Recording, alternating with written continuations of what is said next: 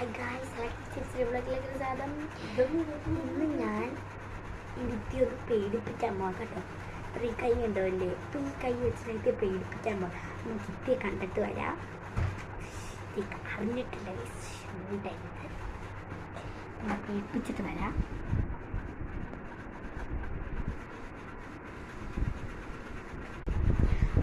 ഇത്തി കണ്ടിട്ടില്ല, അപ്പോൾ നമുക്ക് പേടിപ്പിക്കാം. കമോ